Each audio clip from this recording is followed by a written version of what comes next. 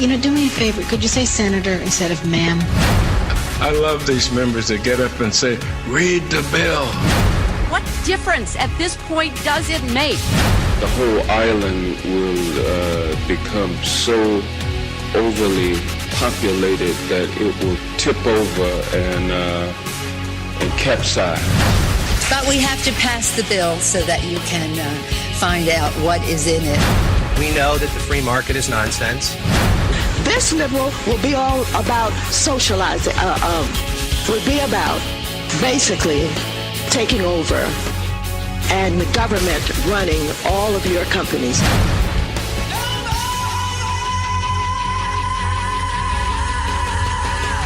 The time has come for unfiltered, politically incorrect common sense. Welcome to the wild world of Cowboy Logic.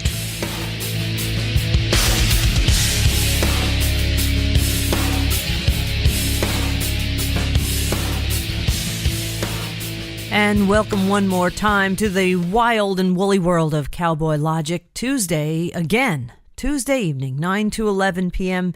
Eastern Time. And boy, the weeks just fly by. And there's so much news to talk about before we even think to talk about the news, other news, I should say. Our prayers, of course, go out to Oklahoma. Well, in general, more Oklahoma, but the whole area has just been devastated for years and years and years with tornadoes and things of that nature. I mean, they don't call it Tornado Alley for nothing, but this thing was massive, unbelievable. Just they are in saying that Hiroshima didn't even look this bad. Of course, you didn't have nuclear fallout from it either. But I mean, a mile to a mile and a half wide.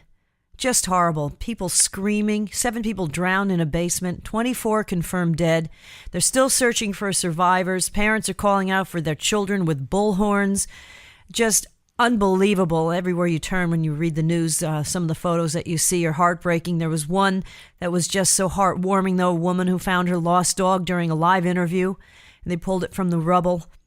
Corbin Burnson, the actor, said on Facebook last night that he lost his mother. And he felt terrible, but he said, you know what? Given what happened in Oklahoma, that's nothing. Yeah, I was just going to say, if you feel sorry for yourself, just turn the news on. Yeah, I mean, we lost one of our puppies today. And you sit there and you think, oh, God, it's a dog. You love it. But then you see what's going on in Oklahoma, and you're like, God. Don's going, are you going to do the show? I know you're upset. I'm like, how can you not do the show? Look what these people are going through.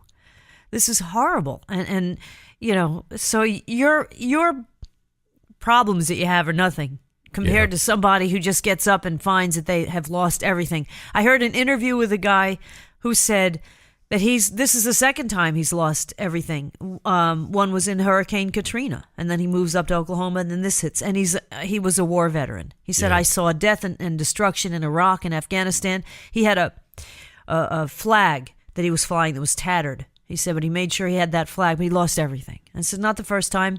As long as we're alive, we'll rebuild. You just can't believe that spirit. Exactly. And you've got a guy that's gone through everything you just described. And one of the most important things to him is to fly a tattered American flag. And then you've got people that'll stomp on that flag or burn the flag.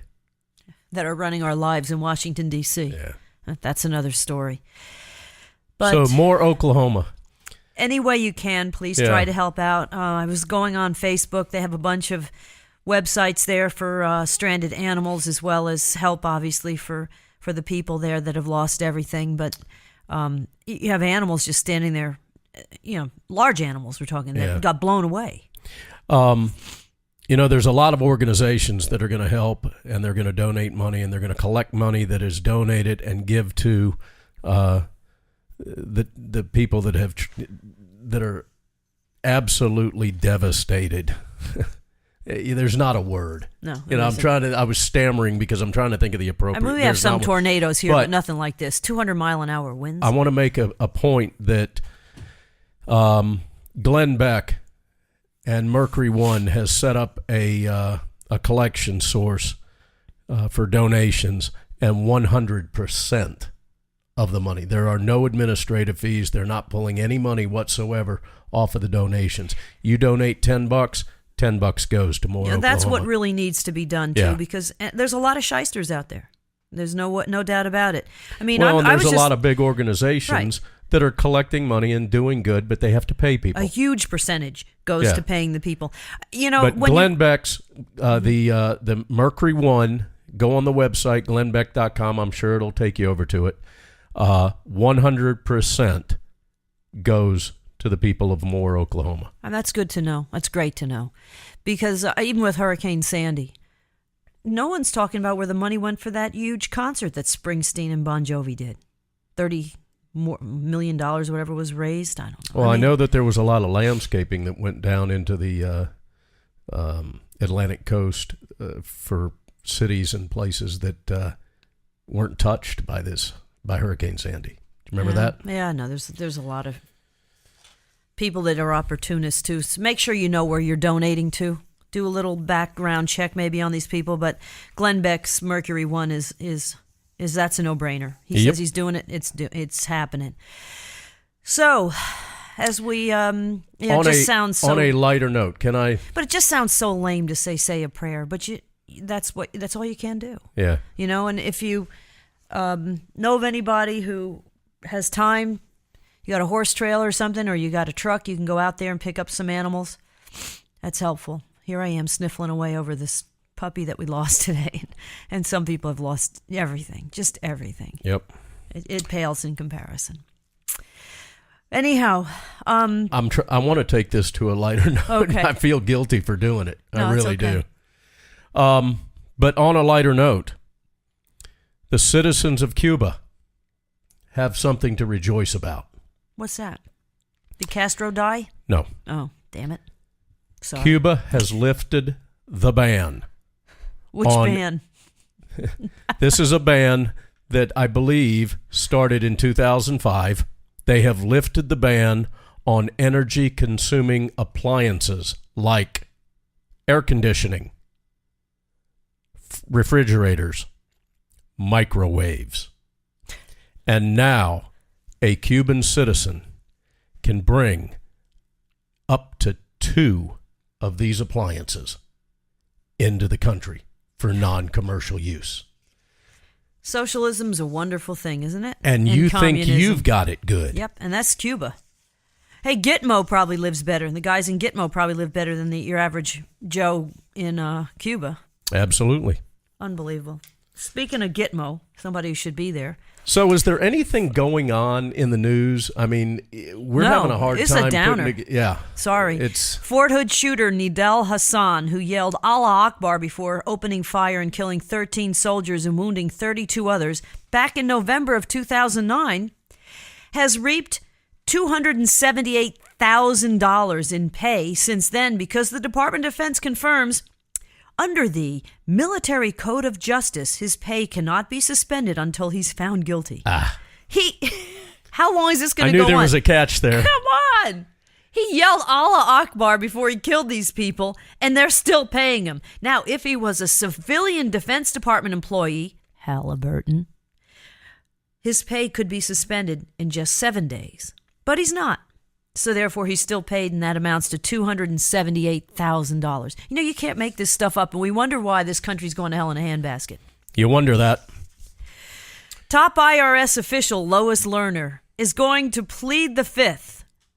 She knows nothing. Hold on. I know nothing, I see nothing, and I say nothing. Oh, I needed that what laugh. A farce. What in the hell is going on in President Washington, Obama. D.C.? I didn't know about it until I read it in the news. I see nothing, and I say nothing. I'm sorry.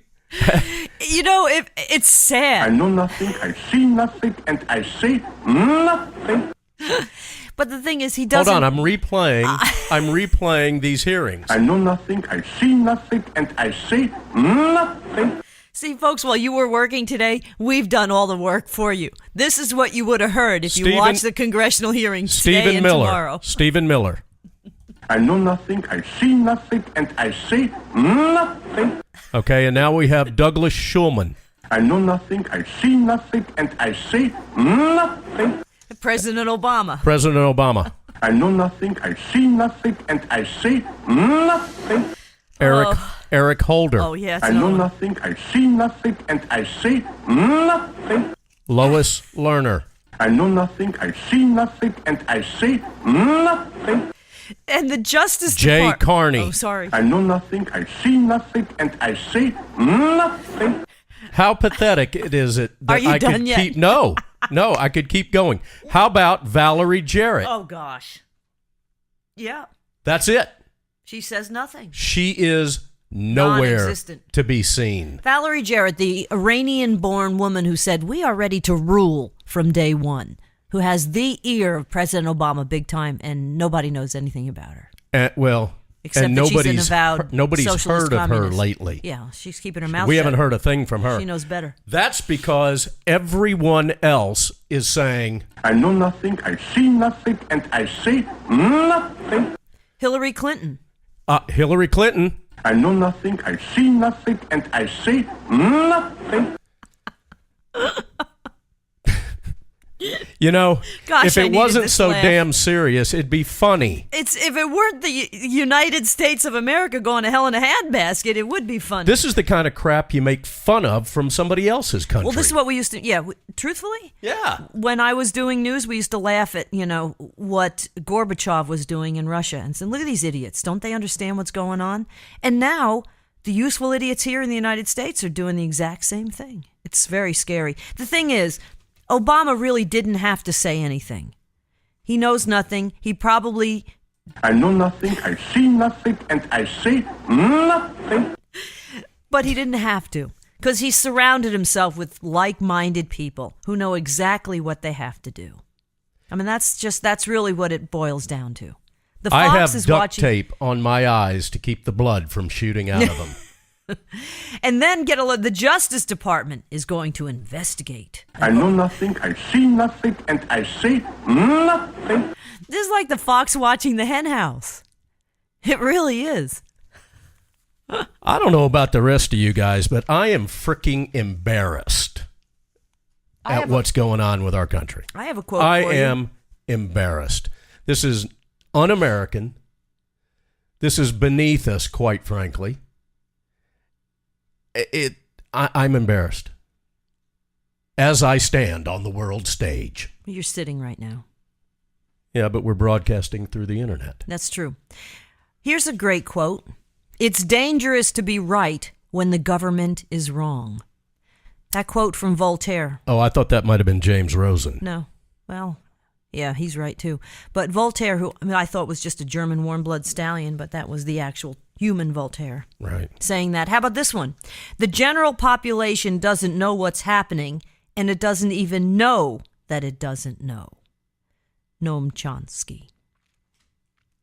Mm-hmm. There you go. I know nothing, I see nothing, and I say nothing.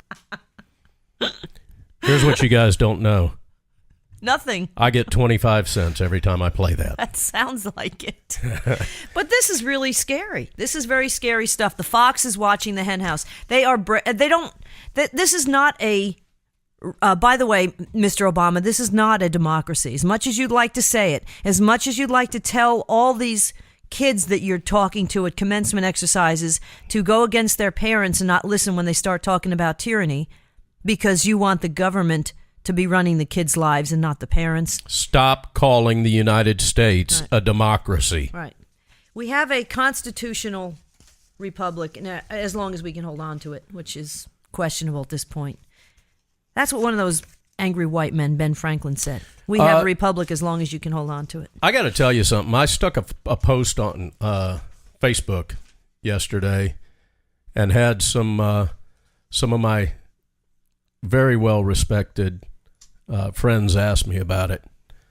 I basically said, I am sick of being labeled a racist because I disagree with Mr. Obama's policies and agendas. I can't count how many times in the past 5 years I've had a white liberal label me a racist because I make posts, I write posts and diatribes disagreeing with this current administration. I have yet to have a single black person label me a racist. They're all white liberals. Mm-hmm. I don't get it. Well, they probably live in New York or L.A. He's not commenting. I don't know where they live. Okay, CBS News reporter says, oh, my computers were hacked too.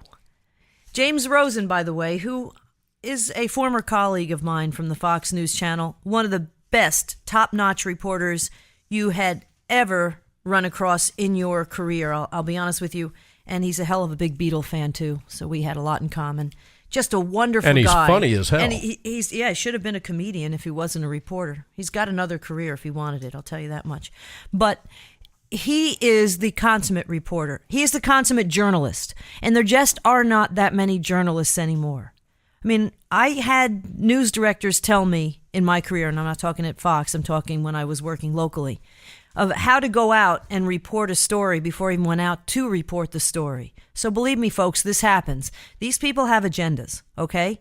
And when you're trying to do your job and you're trying to be a journalist, this all started way back in 2011 or before. Actually, I believe James Rosen might even go back to 2009. So it was almost exactly like right when Obama started to seize power, essentially. But supposedly during the Fast and Furious reporting, where the president sold guns that he's trying to limit us all from having to Mexican drug lords that came back and ended up killing two border security guards now, actually, as well as arming Mexican drug lords that are killing a bunch of innocent people around the border in Texas as well as in Mexico. But anyhow, that obviously didn't grow legs because they're trying to quell and intimidate journalists, any journalist that's trying to do their job. But James Rosen's thing, goes back to the whole thing, I guess, with the IRS. But so they targeted him. And I know when I worked at Fox, Bill O'Reilly used to talk all the time about being audited by the Clinton administration every single year. As soon as Clinton got in, O'Reilly was audited until they finally said it on the air and they stopped. Yeah. And I'm not saying it doesn't happen the other way either, but it's getting more and more brazen. So all you people on the left that think, it's okay. It's James Rosen. It's that hideous Fox News channel. All I can tell you is, what are you going to do if, God forbid, the shoe were on the other foot? Because I know nothing, I see nothing, and I say nothing. That's what you got to do. Well, we're learning this. And the thing is, a lot of people were intimidated. A lot of people were audited. A lot of phone and personal records and emails were seized illegally. And, obviously if it happens to you, you get nervous because it's like Big Brother is watching you, so you comply. So you had no idea other people were having the same thing happen to them. Now it's all starting to come out. This is scary stuff. And let me tell you something. This is the same IRS that will employ, 160,000 or 16,000? 16,000 new agents. 16,000 new agents to run health care. That Lisa Lerner is going to be in charge of. Right. The one who's going to plead the fifth. The one that'll plead the fifth tomorrow. That's the gal that's Lois in Lerner. charge. Lois Lerner. She's going to be in charge of Didn't health care. she date Superman? No, I don't think she likes Superman, I'll be honest with you. Okay. She might like Lois. Hey, while we were Her talking name is about Lois. journalists, Mm-hmm. Ari Shapiro, who's with the National Public Radio as a reporter, today tweeted that 3 liberal journalists, columnists, Jonathan Capehart with the Washington Compost and MSLSD, John Marshall, a liberal journalist with the New York Slimes magazine, and Ezra Klein of the Washington Compost, entered the West Wing today. Oh, interesting. Wonder why. Guess they got some high-level meetings there. Cheryl Atkinson, who I've heard of, and I'm sure you might have too if you're into journalism at all, an Emmy Award-winning CBS News investigative reporter, also says that her personal and work computers have been compromised and are under investigation. Well, so were mine back in 2009 and 2010 and 2011 until I got rid of my PC and bought a Mac. Once I got my Mac, I have no problems. But until that point, my computer was compromised almost 4 times a year. By the IRS? Usually it was just viruses. No, talking about the IRS. Come on. All right. All right, but this is not, James Rosen. It's not Fox. I mean, it happens slowly, folks. If you don't watch history, you don't learn from history, it's going to repeat. Human nature is such that absolute power corrupts absolutely. That did not come from Captain Kirk. Let's go back came before him. Let's go back in history a little bit because Mr. Obama, and I'm sure I'll be a racist for bringing this up, be labeled as one. Mr. Obama is claiming that he didn't have any idea about any of this. He didn't have to. Okay? He's got his minions He's claiming in there. that he didn't have any idea about this IRS crap. But in May of 2012, I'm sorry, let's go back a little further. Mm-hmm. Yeah, I can't even read my own writing here. I can't either. It's May terrible. of 2012 is when Mark Levin actually started talking about this. Well, his Landmark Legal Foundation is the one that actually got the IG involved in this. It's his foundation that actually brought this whole thing to light. Well, on May 3rd of 2012, Nancy Marks, who was asked by Stephen Miller, at that time, the Deputy Commissioner of the Internal Revenue Service. The one that's was forced, quote unquote, to resign, but he... I know nothing, I see nothing, and I say nothing. That's the guy. That's what he said. Yeah, but he's going to resign. He was going to retire anyhow in 3 weeks. Exactly. So stupid. But on May 3rd of 2012, Nancy Marks, who Stephen Miller asked to investigate this allegations of political targeting of the conservative groups. Now, remember, a year ago. Mm-hmm. She came back and said that she found that there were significant problems. Nothing was done. And they chose to insulate... She told Miller this. And they chose to insulate President Obama from this as well. But here's the thing. I remember Mark Levin talking about this. Mm-hmm. You can't tell me that one of the minions that's walking around ass-kissing Barack Obama in the White House didn't know that Mark Levin brought this up. This is the President of the United States. Yeah, but they do know that, but they figure that he gets a pass on everything. That's the point. The press is digging down. So he's either lying or he's incompetent. The point is the press is digging down at this point because they're so in the tank for Obama that they can't admit that they're making a mistake until this whole thing with AP came out and the IRS. Because the IRS is something the average Joe on the street's going to be able to identify with and say, "Ho, you want this guy to run your health care? You want this guy to pick and choose who's tax exempt and who's not? You want this guy to pick and choose what GM dealerships, family owned for decades, get to close or get to remain open because the government's taking it over? You get to pick and choose who goes to jail and who doesn't, a la Bernie Madoff and John Corzine? I'm sorry, this is crony capitalism. I know it's been said before. At its worst, it's really not crony capitalism. It's crony socialism. Well, we talked about the solution to this, or a huge repair of the IRS that needs to take place. Oh, it needs to be eliminated. Exactly, it needs to be eliminated. Abolish the IRS. Go to a flat or a fair tax. Well, they'll never do because you've got secretaries with the IRS in Maryland that are using government-issued credit cards.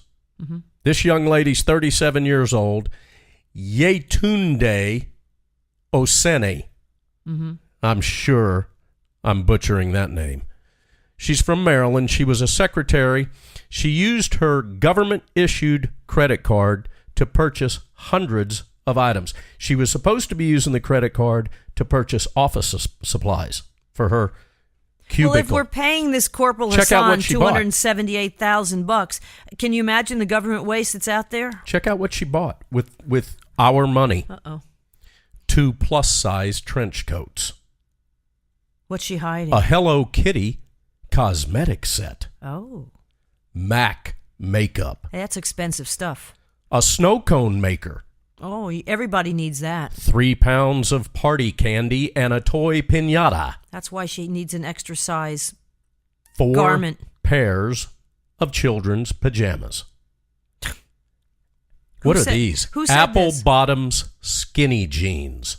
Oh, they're the things that make you look skinny, I guess. It's a brand. Well, if she's got plus-size trench coats, she might need that.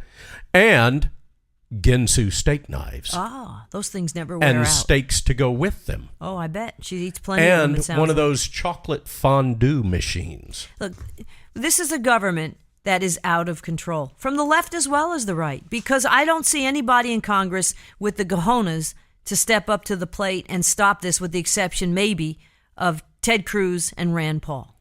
They're the only ones. And they're getting vilified even by the likes of John McCain. John McCain needs to just go away. Or please become a Democrat. All right? Well, clearly, if he stands at the Mexican border, they jump in behind him and run in on camera. So obviously they're not scared. They and are we're not going to afraid. we're going to close the borders before we do all this. Marco Rubio needs to wake up. I'm sorry. He's not best on my list lately either. All right. Well, somebody's getting him. Why don't you tell them about what's going to be going on tonight? We've got a part 2 of the interview that we need to talk about. Yes, Mohamed Elalfy, who is Egyptian-born, now living in Paris because of what's going on. They're doing all kinds of stuff now in Egypt. That's just unbelievable. Killing Christians, forcing people to become Muslim. And that's the lovely peace and love Muslim Brotherhood that we're sending tanks to and everything else. But he's living in Paris because he was basically forced to. You know, he needed a job. The only jobs in Paris right now are metal workers who are making guns, quite frankly. That's the biggest job in Egypt, I'm sorry. So he's fled to Paris because that's where he's working. His wife is working. But he's claiming that this is going to end by the end of the year. I hope it ends positively for the people of Egypt, but I don't see that happening anytime soon. And then on a rock and roll note, getting down to my rock and roll roots, and I must say my condolences also go out to Ray Manzarek's family, the keyboard player for the Doors. He's the guy who wrote dee-dee-dee-dee-dee-dee, that he played that, the Farfisa organ. Great guy. I had the pleasure of interviewing when I worked at Fox 5 in New York City. Probably one of the best interviews I ever did. In fact, I interviewed him for Good Day New York, and the producers were so young, they were like, we got offered this guy, Ray Manzarek. Who is he? And I went, who is he? You got to be kidding me. Get him. And they're like, okay, if you want to interview him, we'll get him for you. Who is he? Stop. He's a keyboard player for the Doors. Okay? Anyhow. I know nothing, I see nothing, and I say nothing. But he was just a great down-to-earth guy. He autographed my Doors album for me because he's the guy with the geeky guy with the glasses. If you look at your old Doors albums, and he put like a little circle around his face and he put, "This is me." Anyhow, he passed away from cancer. He was 72 years old yesterday. And again, given what's going on in Oklahoma, all this stuff gets overlooked. But our condolences out to Ray and his family. And just a great guy. But we've got a rock and roller who's made a pretty good, I would say, footprint for himself in the rock and roll biz. His name is Tom Kiefer, who is the lead singer. Hold on a second. What? That was last week. Last week what? What are you doing? I don't know. What am I doing? I thought we had more of an interview with him. Oh, we didn't no, have no, enough? no. Oh, my bad. Okay. I thought we had a two-parter with him. No. Well, then we did have Tom Kiefer. No. I'm sorry. I know nothing, I see nothing, and I say nothing. See, I can do that because she's blonde. And no, I'm we got going Tom blind. Faz. We got Tom Faz from DIGIHUBB tonight. Yes, we got that too, and I thought we had all three. My bad. Oh, okay. For some reason, I was thinking we had a second parter with Tom Kiefer. If you guys have watched the That would be TomKeefer.com. If you have watched the archives, you'll notice at the end that we've got some scrolling credits in which Tom Kiefer's on there. Last week. Well, I know, but I thought we had another part It's of the produced interview. by Donna Fiducia and Don Neuen. It's really produced by Clearly, Don it's Neuen. produced by me. Donna Fiducia goes back We're to just her. using Fiducia's name and notoriety for the show. I really thought, I'm sorry, I really did think that... I know nothing, I see nothing, and I say nothing. You know, I'm kind of out of it. What can All I right. say? But we are going to talk about DIGIHUBB, okay? And we'll tell you all about what that hang is. around. It is the DIGIHUBB. latest and the greatest in promoting bands. You are going to love this. This is extremely cool. It is very cool stuff. And we're going in depth. But first, we're going to have the Wild Muslim.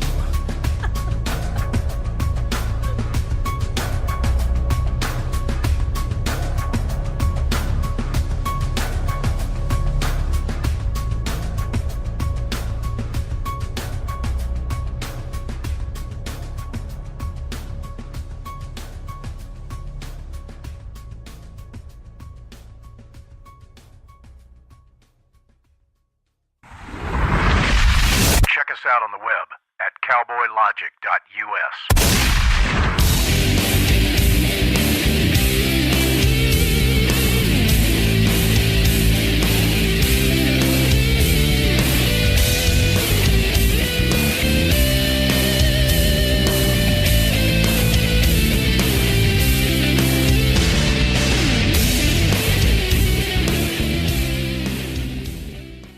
You're listening to Cowboy Logic Radio. I am tired of the United States military being put upon by this commander-in-chief and by all the little creepy left-wingers in this country. I'm sick of it. Oh, what we did in Iraq. What we did in Iraq was righteous. And young men and young women went over there and did it on orders from their president with the support of their Congress. I am not going to tolerate, at least on this program, the attack on our military families, what we've done. We are a great people. We are a beneficent people. We are a tolerant people. These damn puke liberals, if they lived anywhere else on the face of the earth, they'd be in gulags, they'd be enslaved, they'd be tortured or worse. They don't know how good they have it in this country. From the president on down, every day the rest of us who work for a living, who mind our own business, who pay our bills, who ask nothing from anybody, every damn day we have to hear this demagogue, our president, and the vice demagogue, and all the other demagogues who live in the lap of luxury, who take one trip a month, who are spending $1 million on a weekend, our money. We have to hear them lecture us about how our country sucks, how they're going to fix it, how our success and hard work doesn't belong to us, how we don't do enough for them, for their favorite political constituencies, for the government. We have to hear this every damn day, day in and day out, as they hollow out our society, as they destroy our economic system, as they undermine our military, as they leave wide open our borders. We have to hear this crap every single day. And by the way, not just from Democrats, Republicans too. Is there nobody left in public office who will defend our way of life? That's the question. Look at this Republican Party. This Republican Party, born as the anti-slavery party, born as the abolitionist party, prepared to take on the federal government, prepared to take on a third of the states, born in courage. Look at it today.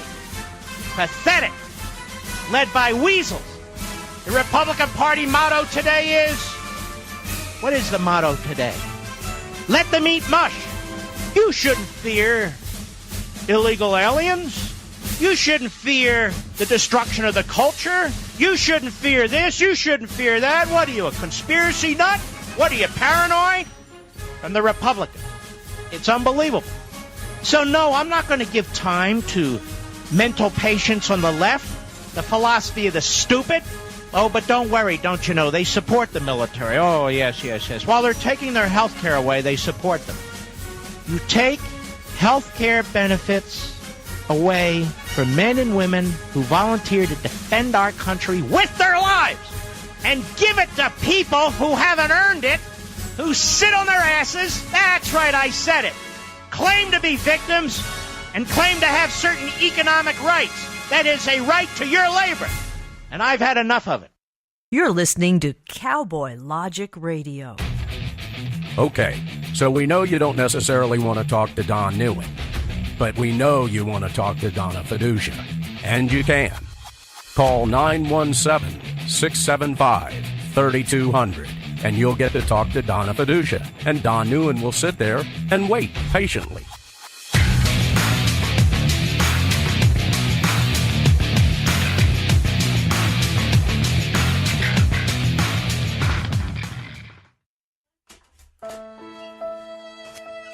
Mom, I'm home. Hi, honey. Did you find a job? Not yet. Again? Oh, maybe next time. Maybe not. Why should I get a job? I got a roof over my head, 3 squares, laundry done, and thanks to Obamacare, health care till I'm 26. I've got it made. That's right, kids. While the administration keeps telling us that the unemployment rate has gone down 0.1% overall, what they don't tell you is that more than 500,000 people have stopped looking for work. So they aren't even counted anymore. If they were, the unemployment rate would be closer to 15%. But wait, there's more. Youth unemployment is already there. According to the Bureau of Labor Statistics, teenage unemployment is a staggering 16.3%, more like 23% for young black and Hispanic men, the very group Obama has professed he's trying to help. Even the very liberal Huffington Post reported back in 2011 that youth unemployment was, quote, the worst summer on record for young adults looking for work in 2010 and 2011 since the Labor Department started keeping those stats. That's since 1948. In other words, the highest youth unemployment since the Great Depression. Now, with almost 1 million not counted since they gave up looking, it shows no sign of improving. The youth labor participation rate is at an all-time low. Rutgers University professor Charles E. Van Horn said these, quote, unfulfilled expectations for young people trying to get that meaningful early job and failing means increased poverty, the potential to work off the books, atrophy of skills, and an increased reliance on social safety nets. And black teens are even less likely to find work, as those who need work experience the most get the least. Statistics show that young people's first job and early employment history improves their self-esteem, buying power, and overall proves they'll be more successful in life, which can only help the country as a whole. The economy has been shrinking since 2009. The labor participation rate is at an all-time low since they kept those stats back in 1948. So it stands to reason that those with no experience looking for their first job will be the hardest hit. Couple that with kids coming out of college with tens of thousands of dollars in college tuition they'll have a diminished capacity to repay. The social ramifications are also staggering. Any way you cut it, this is record high youth unemployment, period. So why bother looking anymore? I'll just get turned down or end up with a nothing job when I can hang out in the basement and play Xbox all day. Hey, that way I can live off of everybody else. Thanks, President Obama.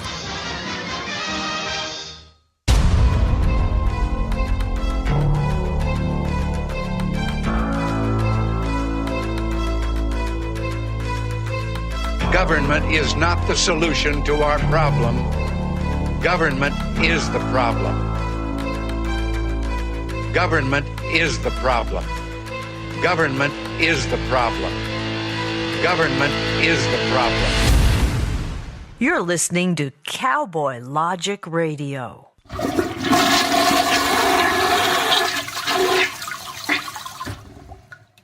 Don't you just wish you could do that to the turds in Congress? You know, do me a favor. Could you say senator instead of ma'am? I love these members that get up and say, read the bill. What difference at this point does it make? The whole island will become so overly populated that it will tip over and capsize. But we have to pass the bill so that you can find out what is in it. We know that the free market is nonsense. This liberal will be all about socializing, will be about basically taking over and the government running all of your companies.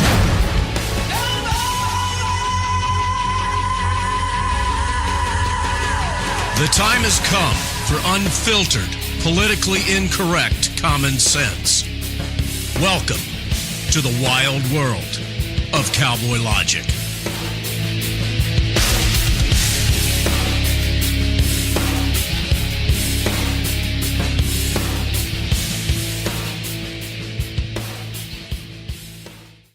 Welcome back to Cowboy Logic Radio. I'm Donna Fiducia, along with Don Neuen, and we had a very special guest this last half hour, and we're going to continue for the full hour because it really is fascinating to find somebody's first-hand take on what is going on in the Middle East.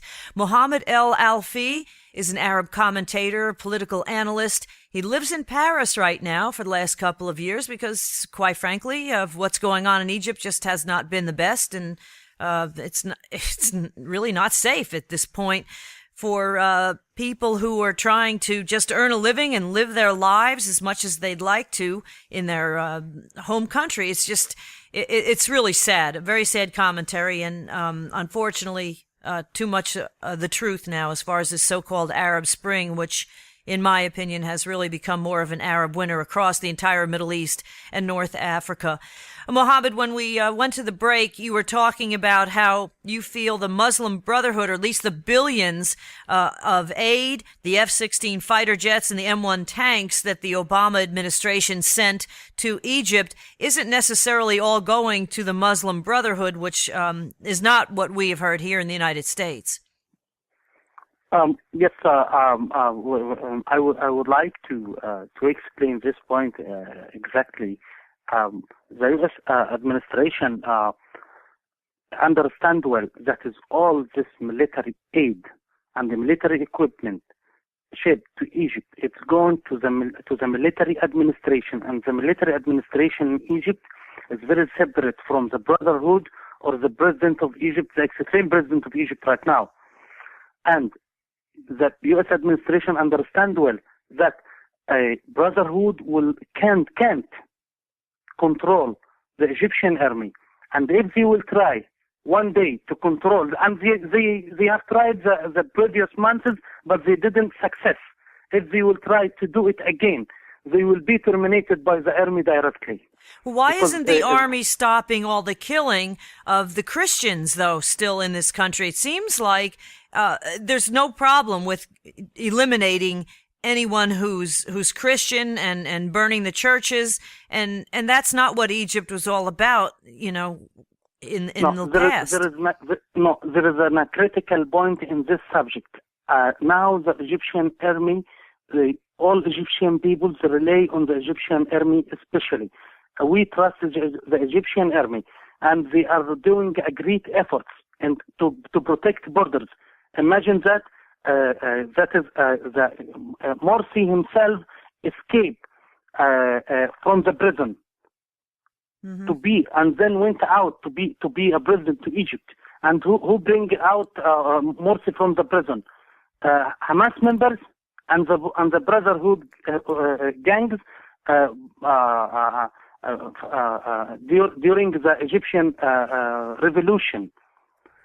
Also, yeah. Mohammed, I didn't mean to interrupt you. I thought you were closing that thought. If you want to finish, let me know. But I do have a question. Yeah, it's okay. All right, here's my question. And this is to put this into perspective for our listeners. The overall population of Egypt, what percentage do you believe is supporting the Muslim Brotherhood, and what percentage of that population do you feel would like to remove the Muslim Brotherhood? Okay, let me say in figures. The Muslim Brotherhood members at maximum 1 million persons. The Egyptian population 92 million persons. The people, they have rights to vote in any elections, 52 million Egyptians. And if you will go to the percentage you are talking about, now after the trial of the Brotherhood and after they destroy all the moral and the principles inside the countries, inside Egypt, before when they take more than 52% when Morsi win because the people don't like the regime of Mubarak to return back again. But if they will go to direct election right now, they will lose and they will not take more than 20%. Well, see, that's the thing is that sort of is what happened here in America. Exactly. You know, we've been sold a bill of goods, and that's not really what happened. But here, we were dumb enough to elect him a second time. Well, I think that in 2008, we had no one to pick from. There were a lot of disgruntled Republicans and independents that looked at Obama as a cure for the problem.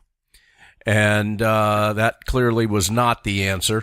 And quite frankly, probably the same thing happened in Egypt. See, here's what I look at people, I judge people by their actions, Mohammed. And to me, by meeting with the Muslim Brotherhood more often at the White House, even than your Jobs Council committee that you're meeting with, which eventually got dissolved in the worst economic crisis in this country. So you're meeting with the Muslim Brotherhood more often at the White House. You're sending billions in aid to Egypt that I had heard until you now feel that that's not the case, but I had heard was going to the Muslim Brotherhood, and he's throwing his weight behind the Libyan rebels, the Syrian rebels, and therein, I believe we still need to see what happened in Benghazi, because many people feel that we were sending a lot of arms to the rebels in those countries, and that's another story. Again, to further foment chaos, as you said, across the Middle East and also in North Africa. And that is exactly what this president here in America has studied his entire life. Create chaos, create all kinds of uncertainty, and then the people will be dependent on the government, and you have them, especially, given the situation that we have here in America with Obamacare, but that's also another story. Yeah. The situation, though, is create chaos. As you say, it's happening here in America. It's happening across the Middle East. It's happening in Europe. And therefore, you can swoop in and make people dependent on the government because all they want is to be safe. Well, the analogy is that if a child, again, that I've used this numerous times, if a child goes to their parent for sanctuary, safety, and comfort, both on a financial and an emotional level, and if you create the chaos, if the parent constantly created the chaos, then the kid's going to, first of all, it's going to ruin the child's mind, but also that child is constantly going to clutch to that parent for that sanctuary and security. And I think on a national or even an international level, that's exactly the game plan behind the Obama administration, quite frankly, the Muslim Brotherhood, and on even a larger scale, this one world order crap. Mm-hmm. Yes, let me say a small comment on this about this paragraph you said, you and Donna. We can't, the people, if this is strategy to let the people go directly to the government, because that is the last solution. Government will solve problems. Government will protect them. This is also not a successful strategy, because with the people creating this case of chaos outside states or inside states, they don't have the last solution. They can't tell the people what is going on. If you would like to now, let me give me on a small example, direct example, actual. If we are all in one building, and you will burn, this building will burn, and we are inside, you think we will not be hurt? We will not be hurted? Mm-hmm. Of course, all of us will be hurted. Most of the world, like people inside one building. Well, most of the people will be hurted. Of course, they're going to be hurt. And that, again, is also part of the grand design, because even the World Health Organization has stipulated that it feels the world population needs to be decreased by 80%. They've stipulated that. And, this all falls in line. It's very scary stuff. Yes, that is the crazy idea about the golden billion population. So we have to create, because in 2020, the population of the world will be 8 billion. So they would like to create more chaos, to create more of regional wars, mm-hmm. or World War III, to reduce the population. They are expecting, if this World War III will done, 4 billion people will die in this war. It's incredible to believe we are ruled by crazy people. That's a crazy idea, and the people is working for all this. We can't say they are respecting humanity. They don't have moral or principles. No, there's no responsibility, which is one of the problems, obviously a huge problem also in the Middle East for many Arabs and obviously for those who are very extremist, is Israel. We haven't even gotten to that point, because to me also it seems like this president, despite trying to tell Israel what a great friend he is to Israel, he really basically threw Israel under the bus, and Netanyahu isn't falling for it. And we do want to bring in our friend Sam Fierman, who's lived in Israel. He's American and Israeli citizen, which we're going to have hopefully in the next couple of minutes. We'll bring him on. But again, with what's going on with Egypt, which was a country that was pretty much coexisting with Israel, that does not also seem to be the case anymore. Hello? Whoops, did we lose you? Mohammed, are you there? Yes. Oh, okay. I thought we lost you there. What can we do as far as Israel and its relationship to Egypt now, given this situation here with the Muslim Brotherhood? Let me say, Muslim Brotherhood backed by Obama administration, and they will obey the orders of Obama administration. If he will say, be good with Israel, they will be good. Don't be good tomorrow with Israel, they will say, yes, sir, like slaves. But let me talk about Egypt, about Egyptians, moral and principles. We have a peace agreement with Israel. Now, it's almost near to 40 years ago, when Sadat signed this agreement with Israeli Prime Minister Menahem Begin. It was in a great ceremony. I believe that is the people in Israel looking also for peace, looking for love. They would like to be saved, like Egyptians. Exactly, we need the same things. All human beings need to be safe, need security. Mm-hmm.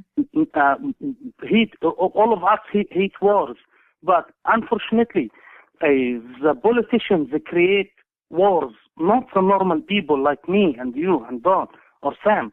No, we are not creating wars because we don't have a crazy goals. We don't have a crazy goals. We are not dreaming by crazy goals to achieve. We are looking only for normal life. But about Egyptians don't have a problem with Israel right now. Why we should have a problem? We have a peace agreement. Both of us must respect this agreement. But Morsi has renounced that agreement, and he is the head of the country now. No, Morsi is saying and used to give us speeches according to his master Obama, ordering him to say that, don't say that. And Ambassador Amber Peterson in Egypt said, I know how to deal with Morsi. I know how to force him to say yes on this, no on that. The U.S. officials used to say it frankly, but Morsi is trying to be a hero in front of the Egyptian peoples. But most of the Egyptians now know that Morsi is a liar. He's not an honest person. And again, I will repeat, we will terminate this gang before the end of 2015. But you're saying that Morsi is a puppet of Obama then, so therefore, indirectly, you're saying Obama is looking for the destruction of Israel. No, Obama is he's a politician, and the Israelis is a politician, right? But they have an agreement, secret agreements. Of course, we are analyzing what we can see, but the secret agreements, of course, we can't expect. We can't see all things. We can't see all these things written. We are not listening to them phones. We are not listening to the secret message via ambassadors. But we are expecting what is going on, what is coming soon, according to the actual behaviors on the ground. Today, let me give you a small example. The Israeli airplanes, military airplanes, or Israeli air forces hit places in Syria last night, right? They said it's a shipment of rockets, Iranian rockets going to Hezbollah in South Lebanon. Mm-hmm. And the Morsi said today, oh, no, we refuse this. We refuse this. Last week, he said, we must terminate Bashar. And when he went to Russia, he said, I agree with President Putin that is, I will say no for military intervention. Every week, Morsi is giving a different speech. Is saying the thing and the opposite of the thing. We got one of those here too. Mohamed, let me ask you a question, and I'm going to kind of change direction here. Yeah. Hopefully, you'll be able to educate me on this. Yeah. The position of Sharia law. Yeah. Now, my concern is, first of all, that in Egypt, the Muslim Brotherhood is very pro-Sharia law. Am I correct or incorrect? Sometimes, if they will need this Sharia to achieve goals, they will talk about Sharia. If they don't need it, they will hide it now. Well, they're not hiding it. Well, now let me ask you this: why would they hide it? Why would they hide it? No, I mean they are using the religion or Sharia law to achieve political goals, to achieve more chairs, official chairs inside Egypt. But the problem now in Egypt between Salafis and Brotherhood, the Salafis need to have Sharia law inside Egypt, like what is going in Saudi Arabia. But the Egyptians refuse, and Brotherhood playing with Salafis by this game. We will achieve Sharia law, okay? And after this success in the presidency elections, they said later on. So the next conflict is coming between Salafis and Brotherhood because of Sharia law. Are there different levels and interpretations of Sharia law? Because as a U.S. citizen that is studying world affairs to the best of my ability, Sharia law is not a very positive thing for women, homosexuals, it's quite derogatory. It's yeah. It's the Dark Ages, and this is we have an administration here touting how gay rights and women's rights and everything else and the healthcare law, and then he turns around and supports something like the Muslim Brotherhood that is fomenting Sharia law. Yeah, but excuse me. Let me tell you something frankly. In Egypt, we are ruled by law, civil law. Yeah, but they want to change it. They're trying to change it across the whole Middle East. They would like to lead Egypt to century 8. Yeah. They would like Egypt to return back to century 8. For this reason, we are fighting against the extremists. They want the whole Middle East to go back to the 8th century. No, it's Dark Ages. They need Egypt to be Afghanistan. To be, well, they do, because Somalia, Egypt, to be Gaza. Exactly, because Egypt was the last stanchion, the last bastion of any westernization across the Middle East. Again, therein, I go back to the Obama administration. This man's upbringing has been nothing but anti-colonialist. And that's what happened when Morsi came into power. Mubarak was gone. Yes, and we are working hard to switch off this power. And I understand that. But let me go back to the Sharia law question, because I didn't understand. I didn't understand the answer. The interpretation by the Middle Eastern population of Sharia law, is there a moderate interpretation of it as well as a radical interpretation of it, or is Sharia law Sharia law? Because when I look at Sharia law, there are aspects of it that I have learned about that are radical. I mean, there are aspects of it that I definitely would never want to surface in the United States. So, is there a moderate? Is there a moderate interpretation and implementation? In Egypt, the situation is very different, because there is too many explanations for the articles of Sharia. The most extremist explanation came from Saudi Arabia, from Wahhabis.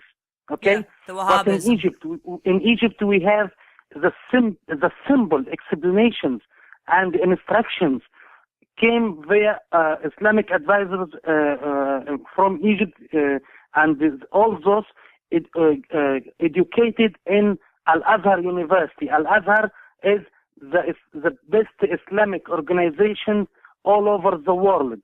Calls for peace, calls for love between people. But unfortunately, in Egypt, we are suffering from the people. Egyptian people live and get instruction and get money from Wahhabis to and return back to Egypt to say we need Sharia law inside Egypt by this extreme explanation. Yep. You get what I mean? The oil money from Saudi Arabia is being used to foment the Wahhabism extremists of Sharia law across North Africa and the Middle East. And that's pretty evident here. But again, we have an administration here who doesn't seem to really care. You wanted to get rid of Mubarak. He was westernized. They didn't like it. He's gone. And now you've got the Muslim Brotherhood in there. And it's very hard to fight against these people if they're killing off the opposition. It's as simple as that. And unfortunately, it seems like that's happening in Libya, Syria, possibly Saudi Arabia, if it's, to the world, the one world order's, grand design. That could happen there too. And we're sending troops everywhere, and nobody in this country even knows about it. The mainstream media doesn't even talk about it. You know, the last mistake for Obama administration is 3 weeks ago, via the ambassador in United Nations, Susan Rice, and via also John Kerry. They would like to create a new chaos inside Morocco, in the Moroccan Sahara. Yep. In the Moroccan desert. They said this United Nations watching the situation between Polisario and Morocco. We need them to write reports about human rights and to control and to make inspection for everything. That's impossible. That is you are destroying everything inside Morocco. If you will do that, you need to create a chaos also in Morocco. What is that? What kind of brains thinking to create this? And I'm sorry to say, a bloody chaos. It's the one world order. That's what it is. You create chaos, which is exactly what's being spread across the Middle East and North Africa now, as you just said. And then they swoop in and they just basically take over with their, big one world order. And, Israel seems to be, a major target for many of them. But since Osama bin Laden is gone, there have been so many different factions of the Taliban and assorted other splinter radical Islamic groups that all have their own little problems among themselves too that they're fighting for. That's a whole nother story too. And it's turning into such a mess because you don't have a strong centralized government in each one of these countries that's trying to keep the terrorists down. That's one thing that Mubarak was able to do, and they didn't like that. Mubarak was able to keep the terrorists at bay, and he made no bones about it. But unfortunately, as soon as he's gone, it's almost like the floodwaters have been opened. By the way, I have to say something for the history, and we are respecting the people listening to us. Mubarak was working against the terrorists. Mm-hmm. Most of the terrorists and the extremists was jailed, and 1,000 of them was outside Egypt, because if they know if they will be back, they will be jailed and arrested. Right, but that's what I just said, and then they're not happy. That's not happening now. When Morsi went and backed by US, all extremists returned back to Egypt from Afghanistan, from Eastern Europe, from Somalia, from Gaza, from all extremists. Now in China, the situation, they would like to create a military groups, small gangs like that, to fight against the people. But the army controls China again. Yeah, but again, you don't send billions of dollars into an unstable country that Egypt has become now.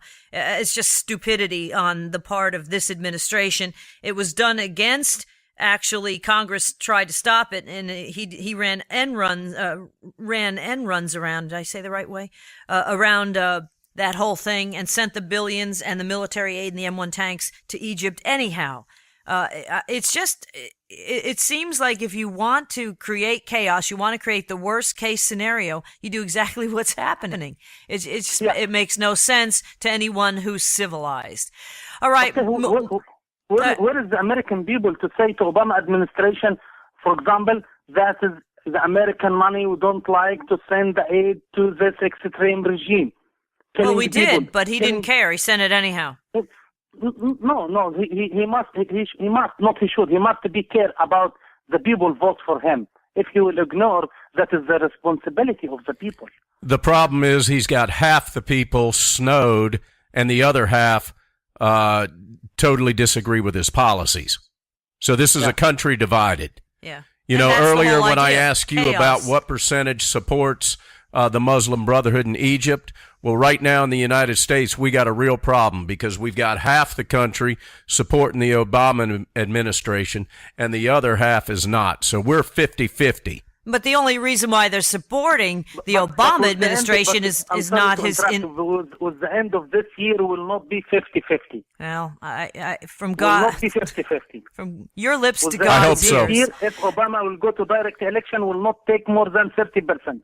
But the problem is the 50% of the people here that back him only back him because they're getting free stuff. They're thinking about themselves. They have no idea what's going on internationally, nor do they care at this point to find out, which is really sad because it's going to come back. Next thing you know, we have to wake the sleeping giant And we could be looking at a situation where we're going to get ourselves into a war that we don't want to. I mean, all right, Donna. And usually the left is so critical of wars, but for some reason, when your guy's in office, it's okay. All right, take us to break. We're going to try to get Sam Fierman in here after the break, and so you so eloquently take us to break. Okay. I'd like for you to do that.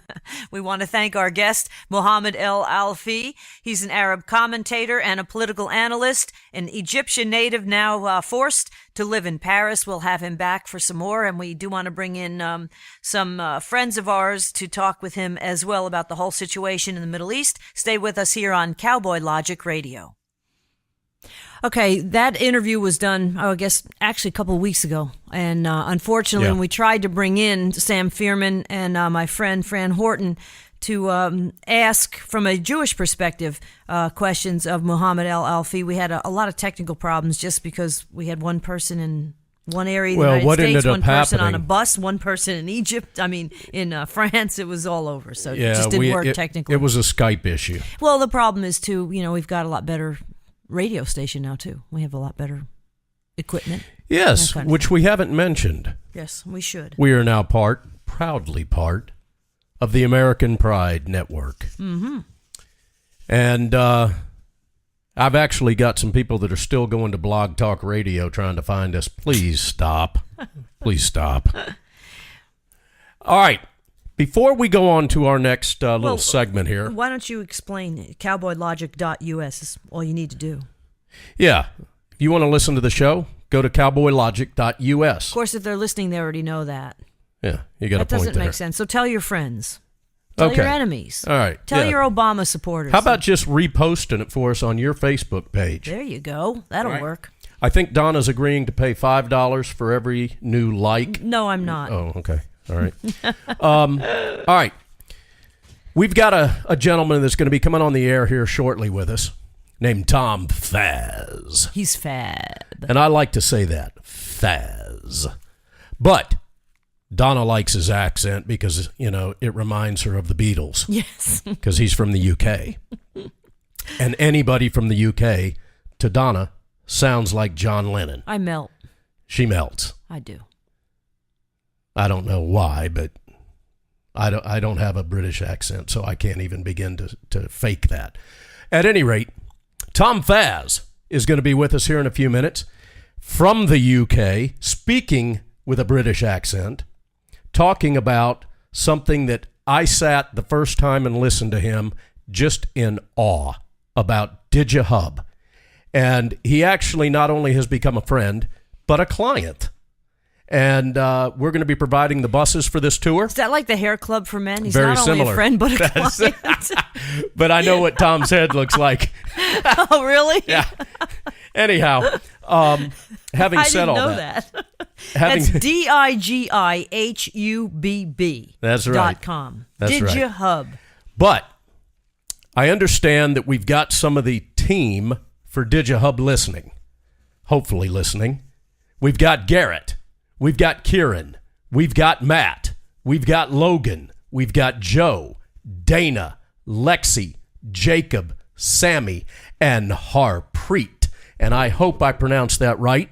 But at any rate, those are the members right now, from what we can tell, that are listening to Cowboy Logic Radio, that are members of the DIGIHUBB team.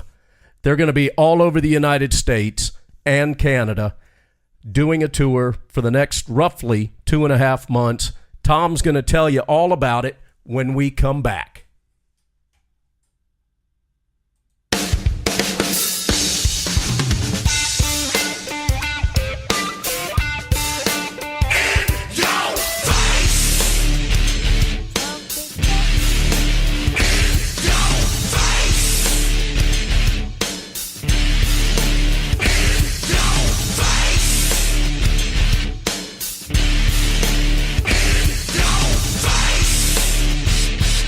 You're listening to Cowboy Logic Radio. Hi, this is Tom Faz with DIGIHUBB. Whether I'm in a tour bus, a hotel room, or back home in the UK, I'm listening to Cowboy Logic Radio. You should too.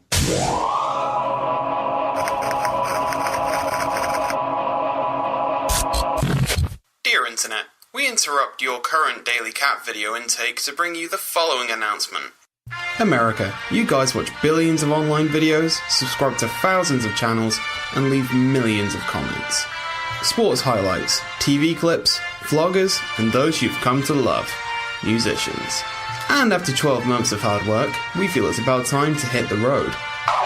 That's right, guys. This summer, DIGIHUBB is taking over. Starting this summer in the United States, we'll be hitting Washington, Oregon, California, Arizona, Colorado, Texas, Missouri, Nebraska, Minnesota, Wisconsin, Illinois, Michigan, Ohio, Indiana, Kentucky, Tennessee, Alabama, Georgia, Florida, South Carolina, Pennsylvania, Maryland, New Jersey, New York, Connecticut, Rhode Island, and Massachusetts.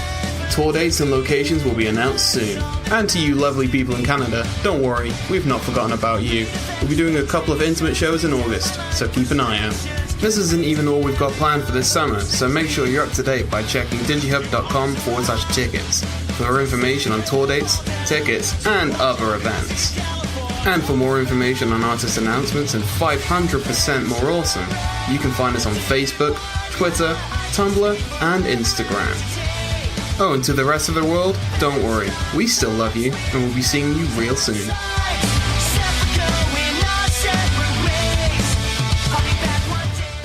All right, DIGIHUBB. So what we're going to do now is we're going to find out all about DIGIHUBB. Donna, do you want to learn about this? I do. I'm new to the DIGIHUBB experience. Well, I'm going to tell you, so was I, because I have very few views on any of my YouTube videos. I pale in comparison. It's almost embarrassing when I talk to Tom about this. Although, I'm hoping that what he'll do is somehow link me to Matty Jane's site, and then I can have 800 million views, 900 million. Tom, are you there, buddy? Hey, guys, I'm here. Wow. It sounds like you're right next door. You sound like John Lennon. Apparently. I've never ever had that before. I've never been told I sound like John Lennon. So well, that's a you new sound one like for me. just a rock and roller in general. You sound like Julian Lennon. British. Julian sounds like John, actually, but that's besides the point. But no, so tell us about what DIGIHUBB is, and it's DIGIHUBB.com if anybody wants to learn more about it. But explain it briefly, Tom, if you could, what DIGIHUBB is.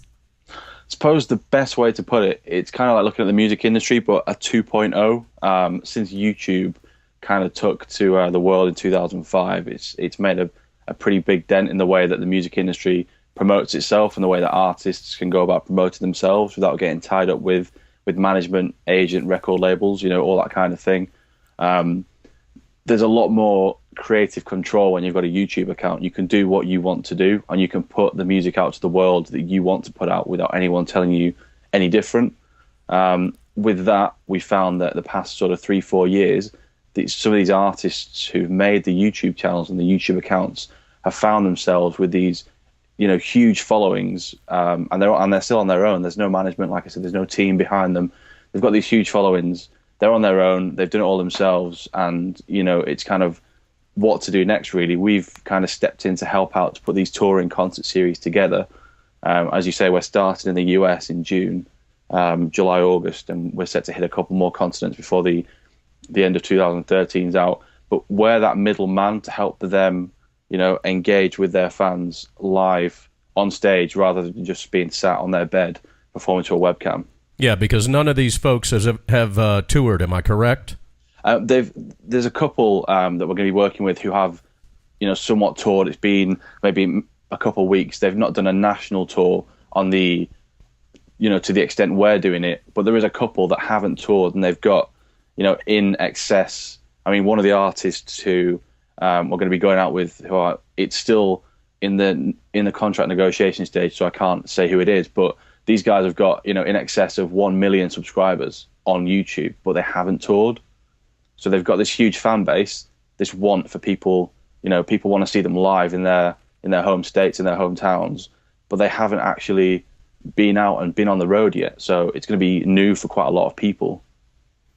No number twos in the bus. Oh, that's all these newbies that are going out. No number twos. Do we need that much bus. detail? Well, yes. Tom. Gosh. Yes. Take us back a year, 2 years, however long you need to go back, and tell us how you came up with this idea. What spurred, the seed? How did the seed of this whole thing get planted? It's kind of it's come from a couple of different areas. I've worked in what you probably call the mainstream music industry when you bring in DIGIHUBB into the equation.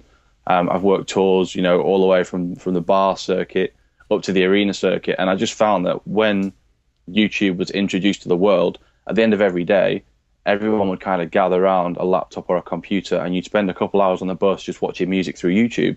So that was when it kind of clicked that it was maybe something big, something that was going to change the way that the music industry works. But then, there's also the other side of things. When you bring record labels into it, a close friend of mine was in a band. They got this offer. Everyone was deciding whether they want to go to university or whether they want to, jump in, get a full-time job or pursue something else maybe. These guys were in the situation where they were in a band. They were a good band. It's not just me saying that because they were, a close friend. They were really good. They were all, really talented musicians. They ended up signing what I think was a 6-year deal with this record label, and they signed all their rights to this label, who essentially shelved them. Didn't do anything with them for 2 years. They played a couple shows in that 2 years. They had to pay part of the show fee to the record label because it was contracted, even though the record label had they hadn't done anything to help them in any way at all. And it got to the stage where they just said, you know what, there's no point in any more. The record label aren't helping us. Anything that we do, we're doing on our own. We're still having to pay them. We're losing money. It's not fun anymore. Whereas you look on YouTube and these guys are genuinely having fun with what they're doing. There's no one pointing the finger, telling them what they have to do. If they like a song, they cover it. If they've got original music, they can record that and put it up to the world. And the fact they're putting it out to the world as well, they're essentially putting themselves out, up on the chopping block. If you post something on YouTube, that can be watched by millions of people all over the world. And, people can be horrible. People can be nasty. There's the ability to comment, like, and dislike on YouTube. If you put something up and someone wants to slate you, we all know about the internet trolls. People can do that, and it can knock you off. So these people who've actually battled through it and put those first few videos up, myself and my team have got the utmost respect for them, and they're the guys that we want to work with because they stick with the integrity and they do it because they've got a genuine love for music and the way that it works. Exactly. See, that's what I hated about the music industry, 2 decades, actually 3 decades ago now when I first started in rock and roll radio. Everything was whose backside you kiss, quite frankly, in the record company. And these people, pretty much made or broke a lot of these bands, unless you were like a Bruce Springsteen where you toured your butt off and you made your own following because you do 3.5 or 4 hour concerts. Very few of those. Someone like a Maddie Jane would have to hope that she's going to, get seen by the right people. And, it could be a person that might not like her. It's like under a microscope and this scrutiny. And a lot of times you've got these cookie cutter consultants who have no creativity whatsoever. And this way, the people can choose who they really want. And it's really a wonderful thing because the true cream does get to rise to the top. Oh, yeah, definitely. I mean, you touched on Maddie Jane. She's one of the ones, one of the artists who we're lucky enough to have out with us this summer touring. And we all really can't wait. She's 14. She's based out of Chicago. And like Don touched on at the start, she's got the insights that she's got on YouTube are incredible. There's almost, I think it's 800,000 subscribers and over 280 million views. This girl's 14 and she's essentially done that herself. She's put the covers out that she wants to do. She's released a couple of original songs, and she's got that fan base because people want to see her. There's been no record label getting involved. She's recently started working with a management team who obviously, we've been dealing with those guys. They're fantastic. They're in it for the music and the integrity of the industry. And it just goes to show, there's nothing. You mentioned cookie cutters. There's no one else really like Maddie Jane out there. It's and she's very refreshing. It herself. really is. Yeah. Who are some of the other artists that you have locked down for this? We're also working with Annie Rose, who's based out of Tennessee. Another great artist. She's probably, she'd probably be seen as being reasonably new to YouTube. She's just getting momentum up that a lot of artists do. It's going to be another one that's going to be huge. You can just tell, the covers that are being put up. There's more production value going into it with all the original music. There's some, incredibly catchy songs. And then we have 3 other artists on the tour who, again, we're working the contracts through tonight, so I can't actually say who they are at the minute. Oh. But, this time kind of tomorrow, everything will be live on the Facebook, the Twitter, the Tumblr, the website. I'm just, with it still being in that contractual stage, I'm not allowed to, which is, it's a bit of a bummer, but that's the way we have to work through it. But I mean, these guys, each one of them has got their own story, and when they're kind of announced, if you take a little bit of time to do a little bit of digging, looking at their backstory, you'll see that they've all come from different areas, and without YouTube, they definitely wouldn't be where they are today. So basically what you're telling us, because you can't disclose some of these artists, is I know nothing, I see nothing, and I say nothing. He's going nuts with that thing. Just on a whim, about 9:15, I said, these people remind me of Schultz on Hogan's Heroes, and Don found the drop-in. Oh, my God. Tom, let me ask you this. Yes. These people obviously have a bajillion views and a bunch of people that are subscribers to them, and they can monetize their videos and make money, earn money. Yes. But from what I recall you and I talking about, they're also able to move merchandise.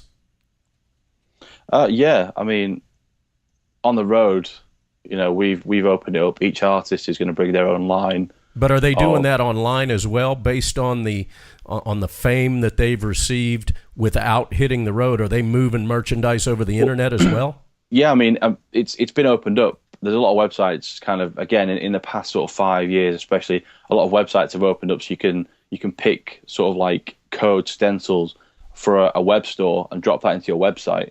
There's a lot of websites that will design merch and ship it out for you. A lot of these guys will have a store element on their website, maybe a T-shirt.